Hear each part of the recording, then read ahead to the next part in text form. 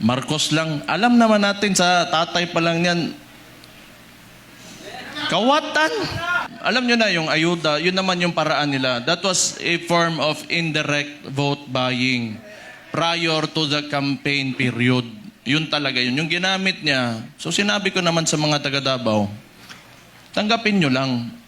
Total, buwis nyo man yan. Yung nagsikap dyan, para may pera yung gobyerno, pera nyo rin yung kinukuha nyo. Hindi yan galing sa kanya. Pero yung mga taga Davao matatalino na, they are intelligent voters. Akala kasi, yung claim ng mga kalaban, na kami mga Duterte daw, mga authoritarian, yun, mamatay tao, kaya takot lahat. 2 million, matatakot namin yun. Di bukas patay na kami kung takutin namin yung 2 million na yan. It is a very highly democratic city, actually. Pagka pumunta kayo, that is why, awa ng Diyos, pasalamat ako, sa Davao ako naging mayor kasi ang mga tao dyan, alam nila anong gagawin nila at mahal nila yung lugar nila.